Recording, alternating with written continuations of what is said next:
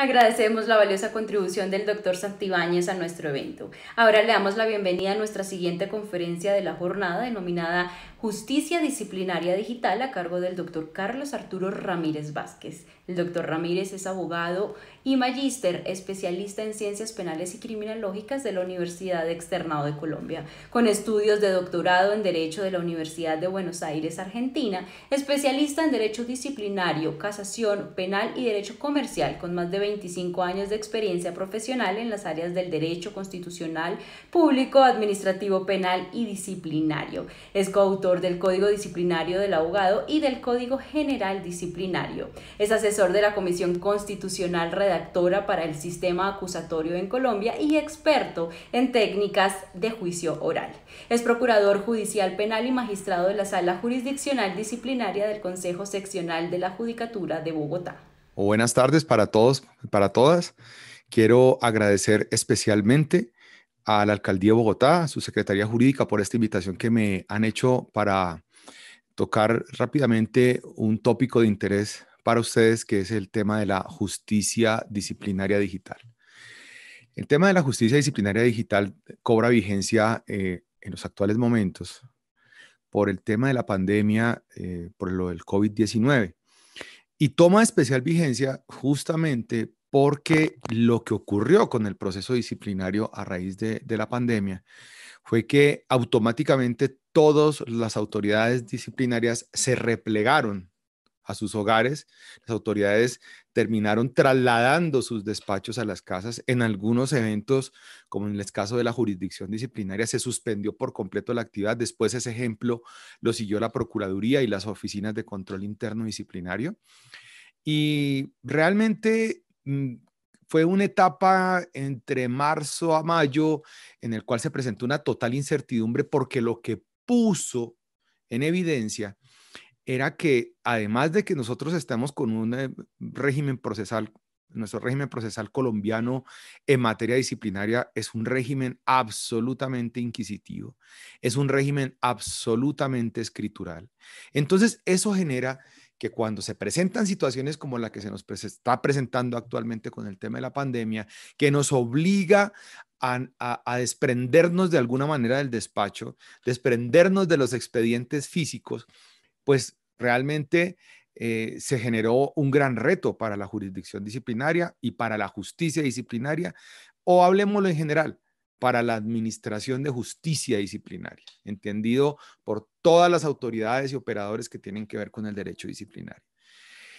Pero realmente yo considero que el temor que se generó era más por la incertidumbre frente al actuar de alguna manera que pudiera generar un hecho constitutivo de nulidad.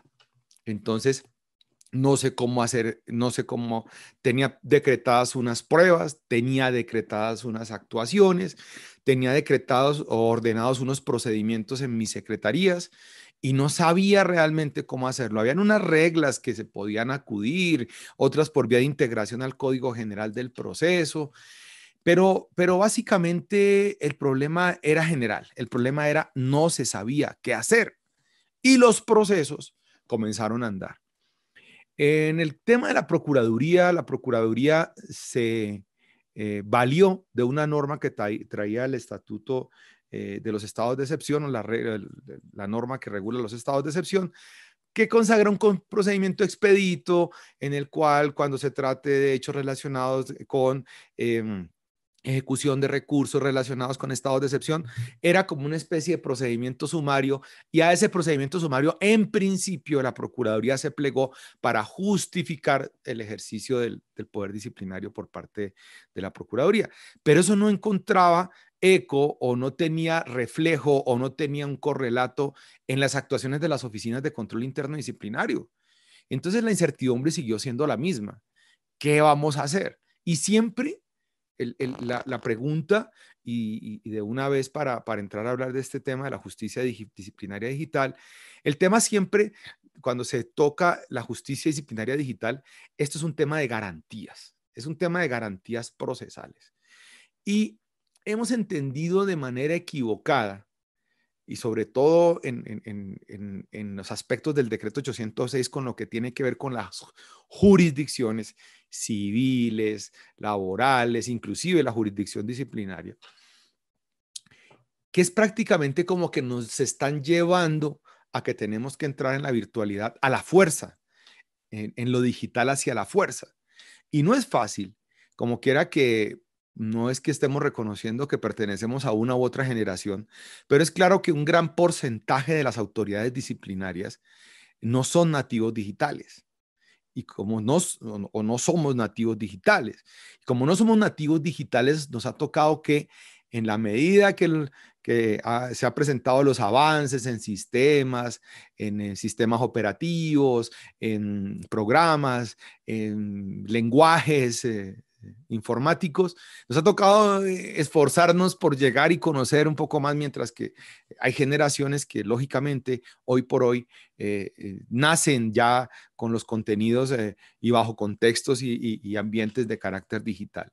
Entonces tampoco es fácil decirle a una autoridad disciplinaria que no, que arrancó a sustanciar procesos disciplinarios con una máquina de escribir, decirle que tiene que entrar a manejar plataformas como Teams, como Zoom, como archivos como SharePoint, OneDrive, sí, es Meet, plataformas como Meet. Entonces, eso también vuelve y genera como el mismo miedo que nos daba cuando queríamos entrar a meternos en el proceso verbal, que no nos gustaba la oralidad, que no nos gustaba hacer los procesos verbales y que buscábamos a toda costa cómo de alguna manera cumplir con las cargas procesales, pero de muy mala gana cuando nos tocaba asumir el tema de los procesos verbales. Acá está pasando algo similar los procesos digitales o con la digitalización de la justicia disciplinaria. El tema y ese equivocado entendimiento de que a la fuerza tenemos que entrar allá, considero que para nosotros como autoridades disciplinarias tenemos que trasladar el discurso a otro escenario. Y el discurso que considero es el que debemos proyectar de aquí en adelante es que estamos viviendo esta nueva normalidad y que debemos trasladarnos de lo imperativo a la consensualidad. Me explico. Si hay normas del procedimiento disciplinario, normas desde el año 2002 y que las trae también la 1952, que nos están permitiendo acudir a unos mecanismos que de suyo privilegian la virtualidad o, mm, o migrar hacia la digitalización de los procesos disciplinarios, podemos llevar a consensuar con los sujetos procesales esos escenarios a partir de los cuales se van a transar los procesos de ahora en adelante. Entonces, la primera premisa que tiene que plantearse allí es que estamos migrando de lo imperativo, ya, porque no podemos ir a las oficinas, no podemos trasladarnos, el COVID es una amenaza mundial, a que tenemos que volver a retornar a esta nueva normalidad, pero tenemos que entrar a consensuar con los sujetos procesales. ¿Cómo se llega a esa consensualidad? A través de los mecanismos que el mismo código y que vamos a hacer unas breves referencias que les sirva como herramientas para ese efecto. Por ejemplo, vamos a hablar desde la génesis del proceso disciplinario. Claro, asumir virtualidad, asumir digitalización en un proceso disciplinario te implica una carga adicional. Estabas acostumbrado a tener un expediente, armar una foliatura, tener unas personas que te colaboraban y te ayudaban a armarlo, o tú mismo armabas el expediente. Y pensar en que podemos llegar a construir un expediente digital o un expediente electrónico, pues obviamente en primero nos da terronera porque no sabemos de qué manera hacerlo. Pero ustedes deben tener claridad que si efectivamente ustedes asumen la migración de lo escritural hacia lo digital o hacia lo electrónico, hay que tener en cuenta que efectivamente vas a tener una carga adicional, pero una carga adicional que te lo garantizo y te lo digo por mi experiencia propia, que lo que estamos haciendo en la jurisdicción disciplinaria, al comienzo fue un choque, implicó trabajo, implicó sacrificio, Pero en la medida en que comenzaron a llegar nuevos procesos disciplinarios, esos procesos disciplinarios ya no los íbamos a manejar bajo el concepto de expediente digital, sino de expediente electrónico. ¿Qué quiero decir con eso? Originalmente encontramos unos procesos escriturales. Esos procesos escriturales eran expedientes físicos que por virtud de la pandemia teníamos que darles algún impulso porque nos reactivaron términos para determinados tipos de procesos disciplinarios. Entonces, la única manera de poderle darle impulso a esos procesos era simple y llanamente el típico escaneo. Y el típico escaneo es digitalizar un documento físico y pasarlo a un archivo digital. Por eso se llama expediente digital. Y este expediente, a la voz de algunos procesalistas modernos, es lo que ellos han llamado el expediente híbrido. ¿Por qué expediente híbrido? Porque ese expediente arrancó originalmente de manera física y por virtud de estas situaciones de orden mundial, pasaron a ser expedientes digitales. Se digitalizó lo que ya reposaba en físico.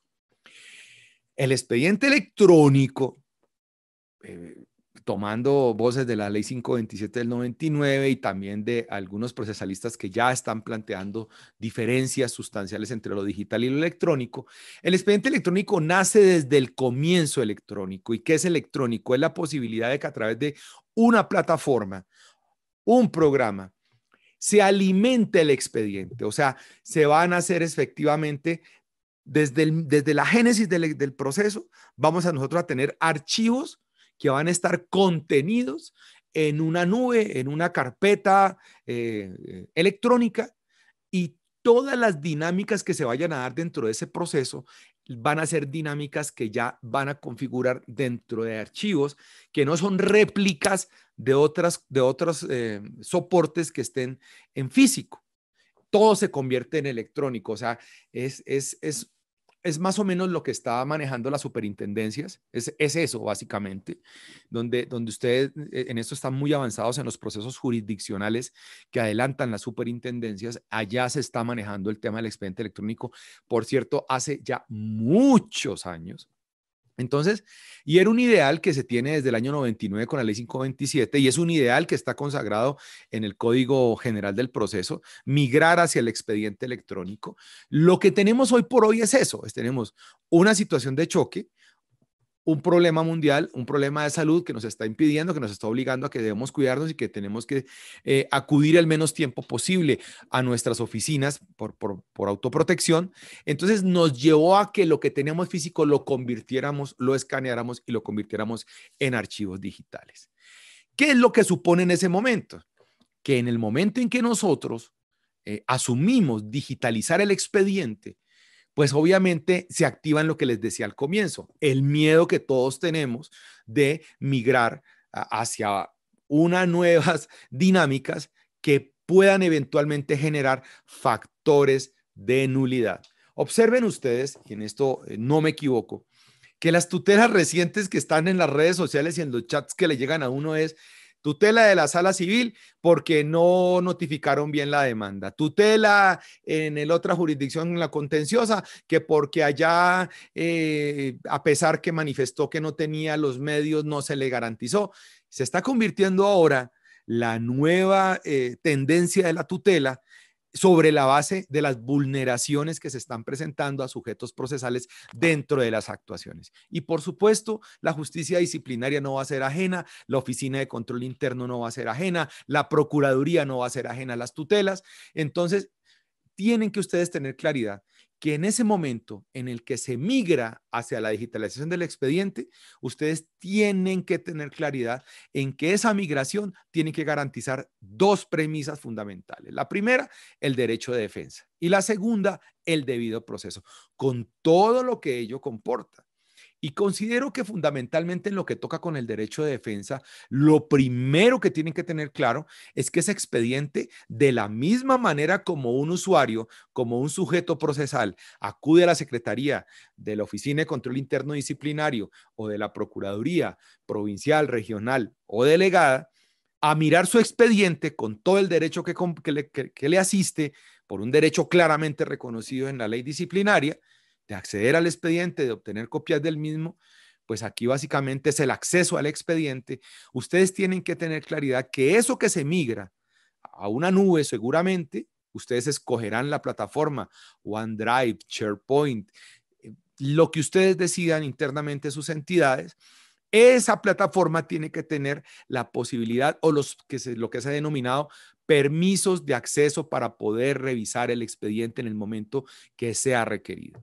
Se ha tenido por parte de oficinas, noticia por parte de oficinas de control interno disciplinario, que se restringe el acceso a los expedientes, inclusive cuando se han fijado fechas para prácticas probatorias. Le dicen, por ejemplo, al abogado o al disciplinado, le dicen, señor, quiero el expediente. Y le dicen, no, señor, con mucho gusto, después de la diligencia o en la diligencia le daremos el código o el acceso para que usted pueda revisar y si quiere hacer alguna pregunta al testigo, tenga usted el expediente a la mano para eso. Eso no se puede. No se puede porque sencillamente es lo que les estoy diciendo. Hay que garantizar de la misma manera como si estuviéramos en normalidad en expediente escritural, lo mismo si se está acudiendo a la virtualidad. Entonces, aquí se activa otra garantía, que es la del debido proceso, y considero que es la más fundamental para ustedes, y es el tema de la reserva. ¿Por qué?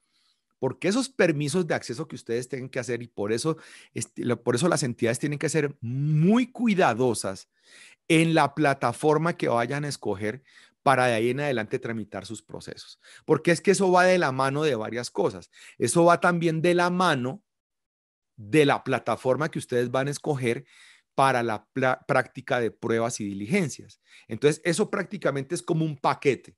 En la rama judicial nosotros tenemos fundamentalmente las cuentas la cuenta de Teams, y eso se conecta pues obviamente a Office 365 con un correo electrónico institucional. Y miren cómo va de la mano esto, porque si todas las premisas, si ustedes revisan las tutelas, dice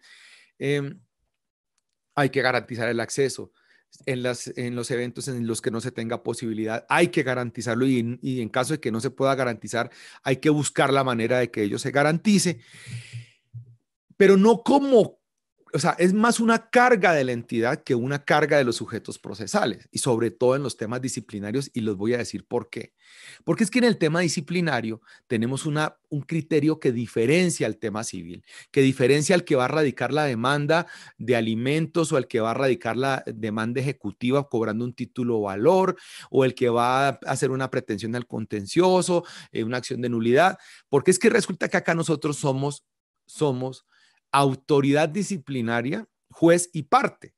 Entonces aquí no hay el concepto diferenciador de partes procesales. Y como no tenemos ese criterio diferenciador, el Estado asume la carga directa, y por el principio de investigación integral, investigar lo favorable y lo desfavorable, por supuesto, nosotros tenemos que ser más rigurosos en la protección de las garantías. Y eso es lo que tenemos que entender. Y eso es lo que no han entendido algunas autoridades disciplinarias, y me da tristeza decirlo, algunas procuradurías no lo han entendido. Dan una mala interpretación. Primero quieren darle apretadamente lecturas del decreto 806 de 2020 cuando el artículo 1, y eso es otra discusión que será interesante tocarla en otra charla, hasta dónde puede llegar la aplicación del decreto 806 cuando el artículo primero habla de jurisdicciones, pero entonces otros postulan, sí, pero claro que hay una norma de remisión, y entonces el otro le replica, sí, pero mientras que no desnaturalice el derecho disciplinario. Es otra discusión, pero lo que les quiero decir es esto: de esas lecturas equivocadas se está descargando en los sujetos procesales esas cargas que le corresponden al Estado. Y se los respondo de una manera muy sencilla. Cuando estamos en el pliego de cargos y estamos respondiendo, está en el momento de la respuesta al pliego de cargos y no aparece el disciplinado, pues tenemos la carga de nombrarle un defensor, y tenemos la carga de que ese defensor despliegue ejercicios efectivos de defensa técnica. Pues acá pasa lo mismo. Si estamos migrando hacia lo digital, pues tenemos que básicamente garantizar tanto el derecho de defensa como el debido proceso. ¿Eso qué implica? Que como nosotros vamos a comenzar a adoptar decisiones, pero ya no los vamos a adoptar por la vía escritural o diga, sí, pero es un archivo que va a ser alimentado, bien sea por el escaneo del mismo y alimento en una carpeta que puede ser OneDrive o lo que ustedes escojan, o porque el archivo digital se suba al expediente electrónico. La pregunta es, ¿qué es lo que sigue ahí? Lo que sigue ahí básicamente es seguir respetando los parámetros que nos da la ley 734 o la ley 1952 en punto de la publicidad de las decisiones. Es decir, si a mí me está diciendo que el auto de apertura de indagación preliminar o el auto de investigación disciplinaria, hay que notificarlo, pues hay que notificarlo. Y me devuelve un poquito para el tema de la reserva. Entonces, el tema de la reserva, la gente está muy temerosa de dar los vínculos a los sujetos procesales porque dicen, y después van y el expediente se viola la reserva. Pues miren, ese temor quítenselo. Porque igual si usted le entrega copias del expediente en la esquina de la carrera quinta con 15, en donde tiene autorizada a sacar fotocopias determinada procuraduría, y le entregan el expediente, ¿a usted quién le garantiza que ese sujeto procesal que recibe las copias no se les va a entregar un medio de comunicación o se le va a entregar a otra persona o se le va a entregar un abogado para que le dé una opinión a un primo o a un amigo? La reserva se viola con virtualidad o sin virtualidad, con digitalización o sin digitalización. Es una carga que tienen los sujetos procesales de no violar la reserva, con unas consecuencias en el caso de que lo hagan. Entonces no tengan temor a eso, más bien preocúpense porque los sujetos procesales legitimados para acceder al expediente, pues lleguen. Y los que no, le hace los quejosos no tengan acceso a ese expediente, porque esa es la otra. También en esa improvisación que se ha hecho, en el aprendizaje, porque es lógico cometer errores, se han cometido errores como que se comparte la carpeta y terminan enviándole con un simple vínculo de un correo, termina el quejoso accediendo al expediente. Y se generan problemas hartos porque los sujetos procesales dicen se está violando la reserva, el quejoso no es sujeto procesal, y es preferible no meterse en esa clase de problemas. Entonces, miren, aquí es donde entra la consensualidad, porque es que al comienzo, por los decretos dictados en COVID y las reglas para el proceso administrativo, los procedimientos administrativos, la Procuraduría y las oficinas de control interdisciplinario dicen, bueno, hay que aportar un correo. Claro, bajo reglas de pandemia, pero es que tarde o temprano vamos a tener que llegar a un escenario en que ya no hay estado de excepción, ya no hay estado de emergencia, no hay estado de problemas de salud y tenemos que pensar en volver a la oficina. Y aquí es donde yo quiero venderles la idea y sigo dentro del buen término, venderles la idea de que podemos nosotros, bajo la nueva normalidad, seguir trabajando justicia digital disciplinaria, manejar virtualidad, inclusive comenzando a repensar los roles internos de nuestro trabajo.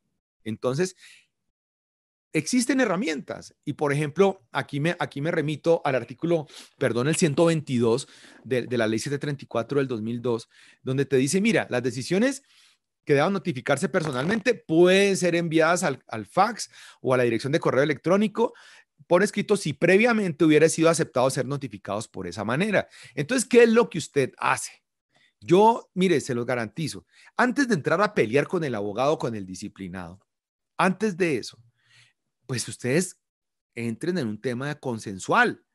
O sea, simple y llanamente es llamar al disciplinado, llamar al defensor y decirle, señor defensor, hemos adoptado una decisión y quisiéramos notificársela.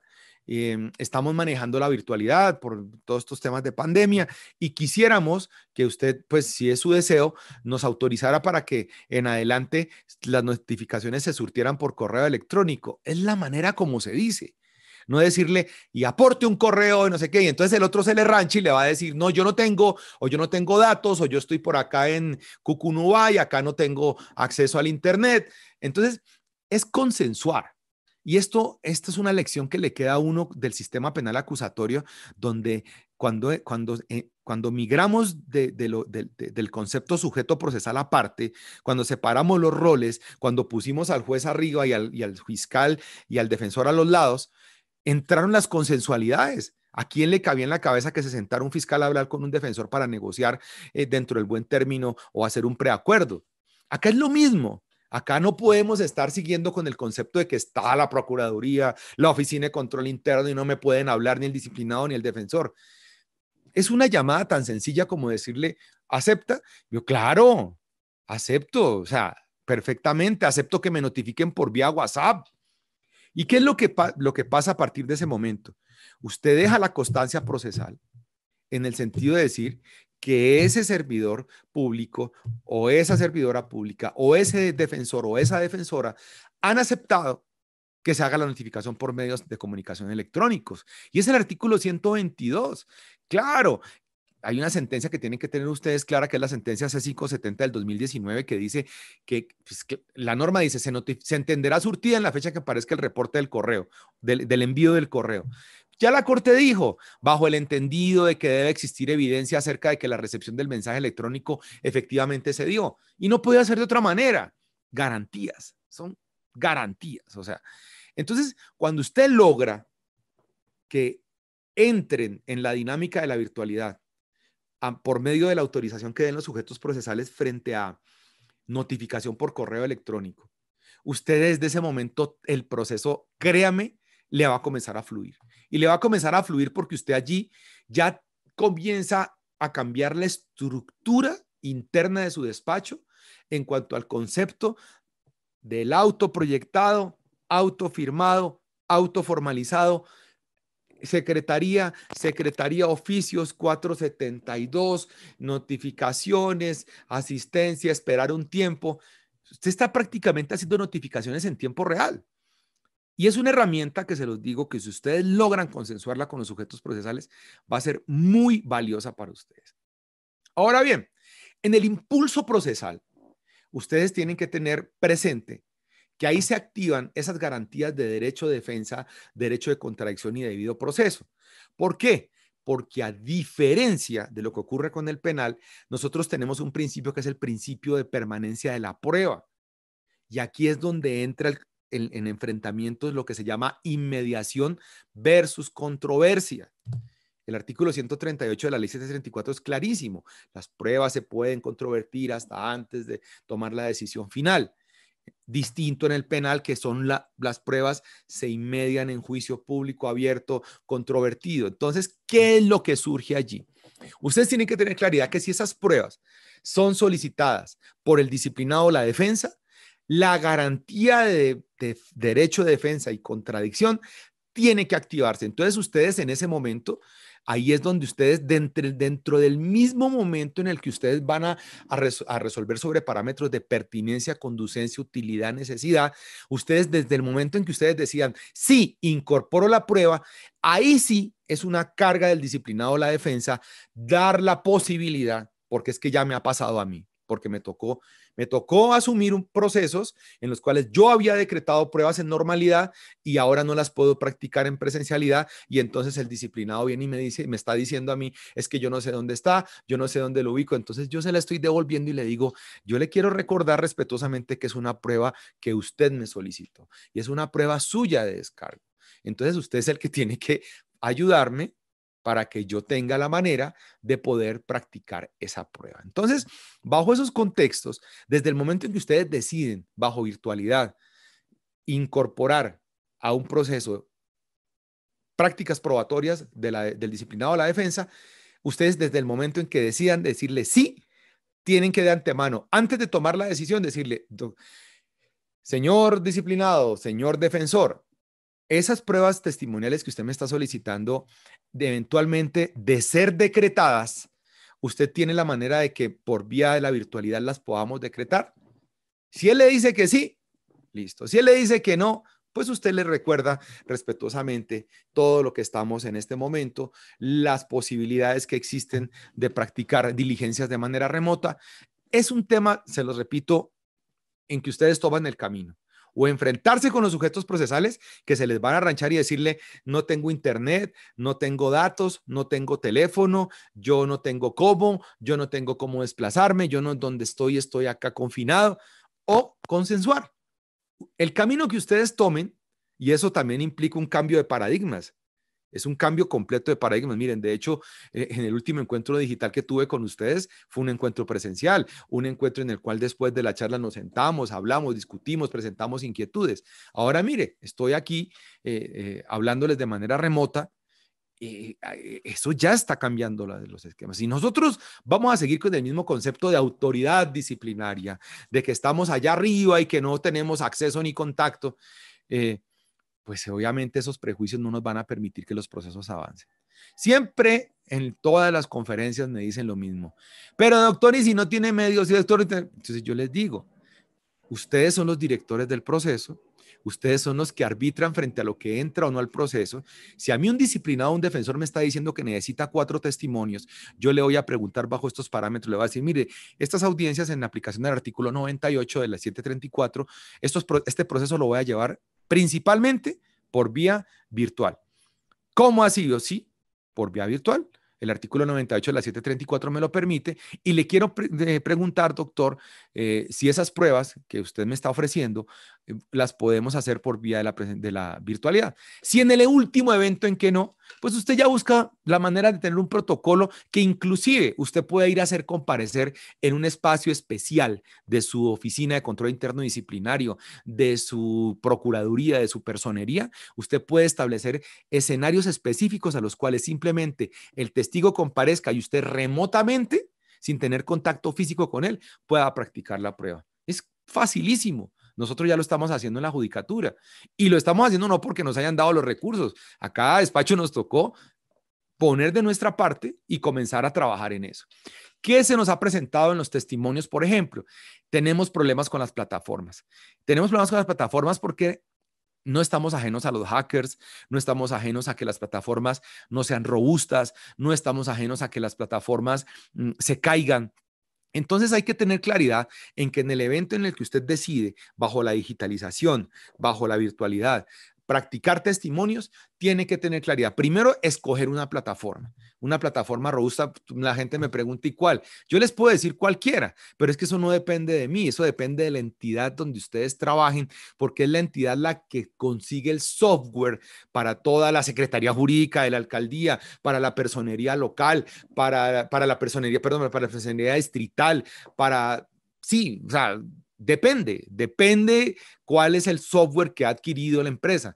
Cuando se adquiere el software, pues ustedes tienen que partir de la base que prácticamente tienen que construir su despacho digital. Y la construcción del despacho digital comienza con lo más sencillo, que es que las direcciones de correo institucionales. La dirección virtual a la cual se pueden dirigir las personas que quieren acudir a los servicios de la Secretaría de la Oficina de Control Interno Disciplinario. Y hay que tener alternativas, porque efectivamente en una ocasión me ocurrió que no entró el Meet, se había caído el Meet, seguramente mucha gente estaba metida en Meet, me tocó migrar a Zoom, pero tener listas las alternativas de poder eventualmente rápidamente poder entrar a las otras alternativas y poder, pues válidamente hacer la diligencia. El tema de la acreditación de testigos intervinientes. Es que si no me trae escaneada la cédula, yo no le voy a, ni los poderes y la tarjeta profesional del abogado defensor, yo no le voy a hacer la diligencia. Miren, eso basta simplemente con que ustedes le digan, exhiban ante la cámara el documento y usted registra en la grabación que está haciendo y es suficiente para usted, porque es que tenemos una cosita en la cabeza que se nos ha olvidado y es, nosotros tenemos en la cabeza el principio de mala fe y nos enseñan en el pregrado el principio de buena fe. Pues uno parte de la buena fe. Que después en el camino el que me llevaron no era. Pues eso te puede pasar también en la presencialidad. Te llevan un testigo con una cédula y pues tú partes de la base que es él. Acá es exactamente lo mismo. El principio de buena fe rige en las actuaciones, inclusive las virtuales. El tema de la reserva es complicado y ustedes tienen que advertirle a los sujetos procesales que esa diligencia tiene carácter reservado y me refiero a aquellas diligencias que se practican antes del pliego de cargos. Acuérdense que la actuación es reservada. Ya me ha pasado con testigos remotos en los cuales está el señor sentado y está la tía y está la mamá, pues creen que eso es un acontecimiento social y todo el mundo sentado para la práctica de la diligencia. Tienen que ustedes ser claros en eso, en el sentido en que el espacio en el que se va a hacer la diligencia pueden estar todos los sujetos procesales en diferentes espacios físicos, pero en el escenario virtual hay que respetar la reserva. ¿Qué pasa con los varios testigos? Utilicen la figura de la sala de espera cuando todas las plataformas lo permiten. Y es esto, que la convocatoria a la sesión en la cual se va a practicar el testimonio, y aquí no les estoy hablando de proceso verbal, les estoy hablando de proceso ordinario y de proceso verbal, cualquiera de los dos. Esto aplica para el proceso ordinario inclusive.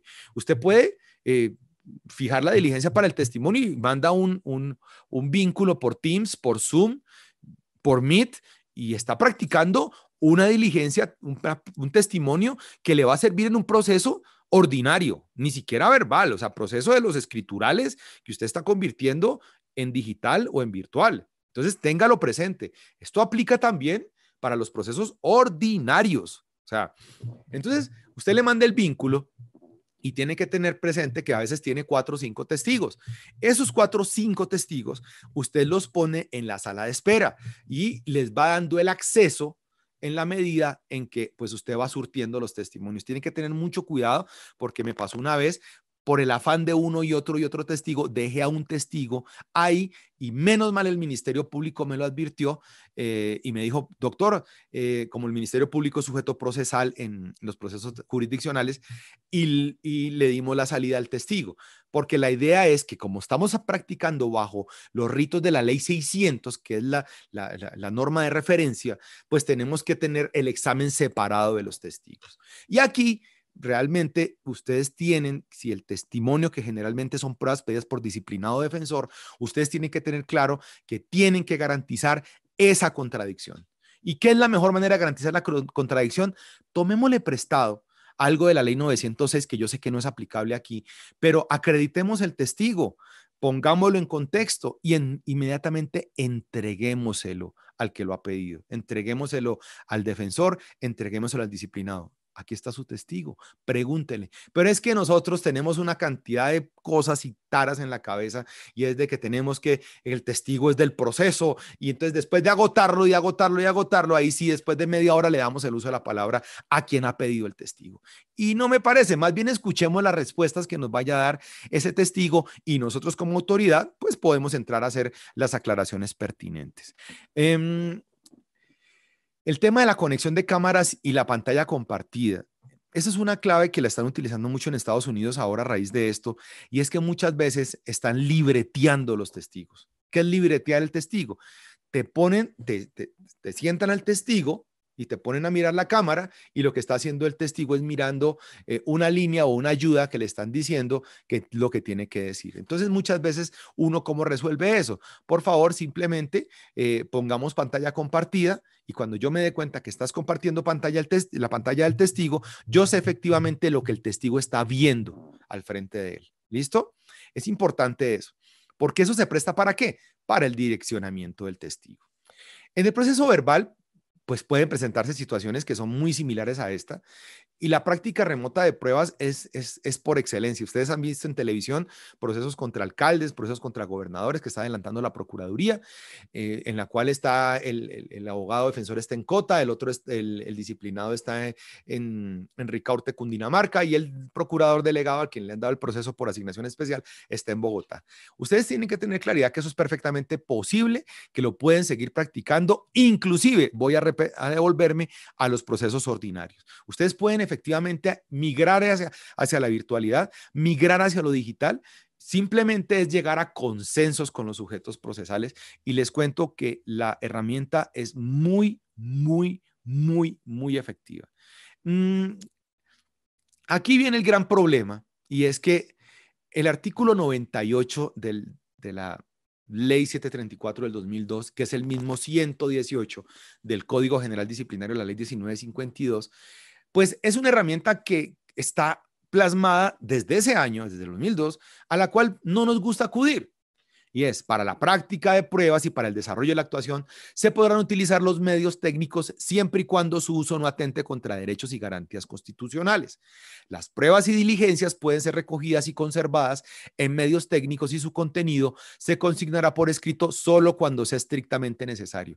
Miren que hasta ahí lo que les he leído, en ninguna parte dice que esto aplicará solamente para el proceso verbal, pues aplica para el proceso ordinario. Entonces, lo que quiero decirles a ustedes es que tarde o temprano vamos a tener que privilegiar este artículo 98 o 118 del CGD para todos nuestros procesos. ¿Por qué? Porque miren lo que está ocurriendo hoy. Pero miren más allá de eso lo que dice la parte final. La evacuación de audiencias, diligencias y en general y la práctica de pruebas pueden llevarse a cabo en lugares distintos al del conductor del proceso, a través de medios como la audiencia o la comunicación virtual, siempre que otro servidor público controle materialmente su desarrollo en el lugar de evacuación. Entonces, cuando la gente quiso comenzar a trabajar el artículo, lo primero fueron los chistes, las controversias. Entonces, entonces la Procuraduría, la Personería o la Oficina de Control Interno tendrá que enviar a la casa del testigo un servidor para que controle materialmente la diligencia. No, pues entonces tocará mandarlo a que acompañe al disciplinado en la casa, entonces para que se contagie de COVID. No, esa norma no se puede aplicar. Eso es mentira. Si no se pudiera aplicar, no estarían haciendo diligencias hoy en la Procuraduría. Y la lectura es clara, queridos amigas y queridos amigos. Y la lectura es clara. ¿Recuerdan ustedes las nulidades y los principios que la regentan? Dentro de cuando la norma no le está diciendo, o sea, les dice, la norma no le dice a usted que es la nulidad por la nulidad. La norma de la nulidad le dice que cuando usted vaya a decretar o declarar una nulidad, tiene que primero pasar por los filtros de los principios que rigen las nulidades. Y hay dos principios fundamentales que están consagrados en el Código de Procedimiento Penal, que es al cual nos lleva la ley disciplinaria, y es el principio de instrumentalidad de las formas, es el principio de trascendencia.